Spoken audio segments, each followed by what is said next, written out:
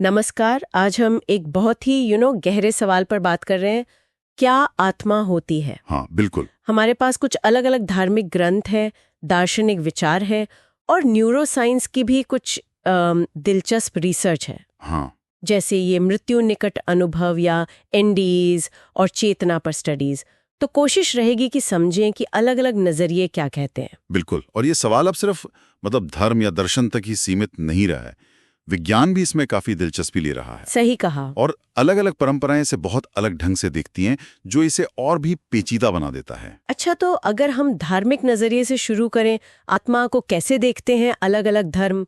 पश्चिमी और पूर्वी सोच में शायद काफी फर्क है। हाँ, काफी फर्क है। जैसे ईसाई और इस्लाम धर्म है, वो मानते हैं कि आत्मा अमर है, ईश्वर ने बनाई है ओके। और मृत्यु के बाद उसका हिसाब होता है। एक तरह से एक यूनिक ईश्वर प्रदत्त इकाई। ठीक है। वहीं अगर हिंदू धर्म में देखें तो आत्मा, जिसे आत्मन कहते हैं, वो शाश्वत है। वो कर्मों के हिसाब से पुनर्जन्म लेती रहती है। अच्छा, मतलब कर्म का सिद्धांत जुड़ा है। हाँ, बिल्कुल। जब तक मोक्ष ना मिल जाए, और इसे अक्सर उस परम सत्य ब्रह्म का हिस्सा भी माना जाता है। अच्छा, तो एक तरफ आत्मा एक अलग इकाई, दूसरी तरफ एक बड़े कॉस्मिक सत्य का हिस्सा।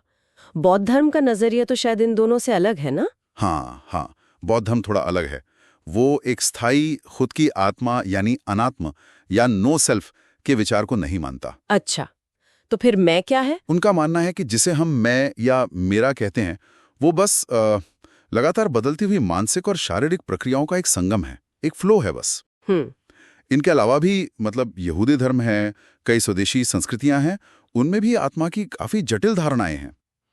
कहीं कहीं तो ये भी मानते हैं कि एक व्यक्ति में कई आत्माएं हो सकती हैं। अरे वाह, ये तो वाकई बहुत विविध है। अच्छा, ये तो हुई धर्म और दर्शन की बातें, लेकिन जब हम विज्ञान के लेंस से देखते हैं, खासकर चेतना को, तो तस्वीर कैसी दिखती है? हाँ, देखिए, विज्ञान का फोकस ज्यादातर चेतना पर रहा है, जिसे हम शायद आत्मा का अनुभव करने वाला पहलू कह सकते हैं। हाँ, कह सकते हैं। सबसे बड़ी चुनौती जो है वो है चेतना की कठिन समस्या, हार्ड प्रॉब्लम ऑफ कॉन्शियसनेस। हाँ, मैंने सुना इसके बारे में। मतलब ये समझना वाकई मुश्किल है कि दिमाग के अंदर जो न्यूरॉन्स की फायरिंग है, वो भौतिक गतिविधि, उससे व्यक्तिगत अनुभव कैसे बनता है। जैसे सेब का लाल दिखना। बिल्कुल। या किसी गाने को महसूस करना, ये भौतिक से व्यक्तिपरक अनुभव का जो गैप है, वही इसे कठिन बनाता है। सही कहा, ये वाकई बड़ा सवाल है। तो क्या सिद्धांत है इसके पीछे? कोई क्या कहता है? एक मजबूत विचार तो भौतिकवाद का है। जैसे डेनियल डेनेट जैसे विचारक मानते हैं कि चेतना पूरी तरह से दिमाग की जटिल प्रोसेसिंग का ही नतीजा है, कोई अलग गैर भौतिक चीज नहीं है। ओके, मतलब सब कुछ ब्रेन ही है। हाँ, उनके हिसाब से। दूसरी तरफ कुछ थोड़े विवादास्पद विचार क्वांटम फिजिक्स से जुड़ते हैं। क्वांटम? हाँ, चेतना में? हाँ, जैसे पेनरोज और हैमरऑफ का ऑर्क सिद्धांत है। वो कहते हैं कि चेतना शायद दिमाग के बहुत ही छोटे माइक्रोस्कोपिक लेवल पर क्वांटम प्रक्रियाओं से पैदा होती है। अच्छा। हालांकि ये अभी बहुत ज्यादा माना नहीं जाता। ज्यादातर वैज्ञानिक इसे पक्का नहीं मानते क्योंकि इसे साबित करना बहुत मुश्किल है। समझा। और ये मृत्यु निकट अनुभव एनडीज वाली रिसर्च क्या कहती है? ये तो बड़ा फैसिनेटिंग लगता है, जैसे विज्ञान और आध्यात्मिकता के बीच की कोई कड़ी हो। हाँ, ये क्षेत्र बहुत दिलचस्प है। बिल्कुल। डॉक्टर सैम पार्निया जैसे शोधकर्ताओं की स्टडीज हैं, वो बताती हैं कि कार्डियक अरेस्ट के दौरान जब टेक्निकली दिमाग को काम करना बंद कर देना चाहिए, हाँ, ब्लड फ्लो रुक जाता है। बिल्कुल, तब भी कुछ मरीजों में एकदम साफ तौर पर चेतना बनी रहती है। वो बातें याद रख पाते हैं। सच में? हाँ, और एनवाईयू की एक हालिया स्टडी में तो सीपीआर के दौरान भी दिमाग में ऐसी गतिविधि देखी गई जो ऊंचे मानसिक कामों से जुड़ी होती हैं, जैसे सोचना, याद करना। ये तो कमाल है। लेकिन इन अनुभवों में होता क्या है? लोग क्या बताते हैं? क्या ये सिर्फ भ्रम या हेलुसिनेशन नहीं हो सकते? देखिए, होता तो बहुत कुछ है।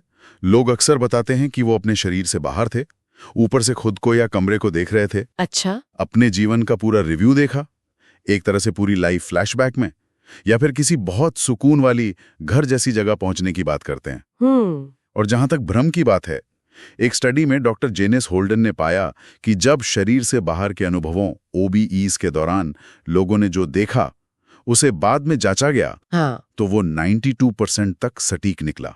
मतलब जो चीजें वो देख ही नहीं सकते थे सामान्य तौर पर, वो उन्होंने सही सही बताई। 92%। ये तो वाकई सोचने पर मजबूर करता है।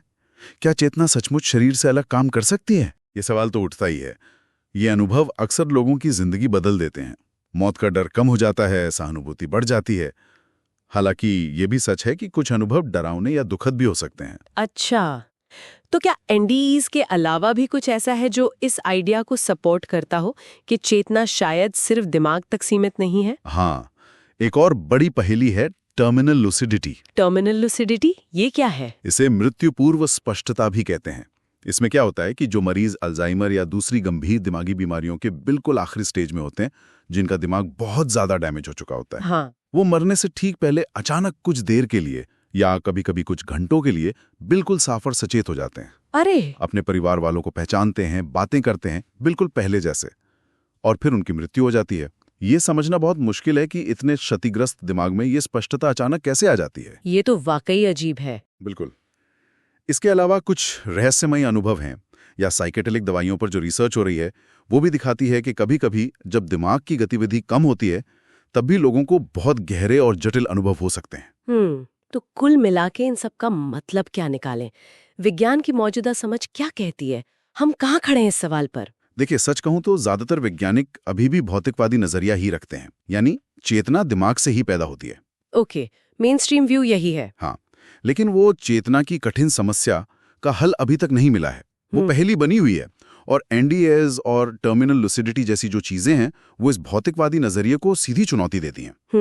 तो शायद चेतना को पूरी तरह समझने के लिए हमें सिर्फ न्यूरोसाइंस से आगे भी देखना होगा। विज्ञान की अपनी सीमाएं हैं ना। हाँ, बिल्कुल। तो मतलब आत्मा के अस्तित्व का सवाल अभी भी खुला है, कोई पक्का जवाब नहीं है। निश्चित रूप से सवाल अनुत्तरित है। विज्ञान ने दिमाग को समझने में गजब की तरक्की की है, इसमें कोई शक नहीं, पर चेतना अब भी एक गहरा रहस्य बनी हुई है। हाँ। और जो धार्मिक या आध्यात्मिक परंपराएं हैं, वो हमें जिंदगी के अर्थ, उद्देश्य और गैर भौतिक पहलुओं पर सोचने का एक अलग नजरिया देती हैं। सही। यहाँ आकर्षक बात यह है कि ये आत्मा या चेतना का सवाल अब सिर्फ धार्मिक या दार्शनिक बहस का मुद्दा नहीं रहा, ये अब वैज्ञानिक जांच का भी विषय बन गया है। और हो सकता है कि विज्ञान और आध्यात्मिकता विरोधी ना हो, बल्कि एक दूसरे के पूरक हो किसी तरह से। ये एक दिलचस्प संभावना है। तो सुनने वालों के लिए एक विचार छोड़ जाते हैं। अगर हम ये मानें, जैसा कि कुछ सबूत इशारा करते हैं, कि चेतना शायद दिमाग की सीमाओं से परे भी हो सकती है, तो ये समझ हमारे अपने होने के अनुभव को, मौत के विचार को और इस पूरी वास्तविकता को देखने के हमारे नजरिए को कैसे बदल सकती है। हाँ, सोचने के लिए बहुत कुछ है। बिल्कुल, इस पर जरूर सोचिएगा।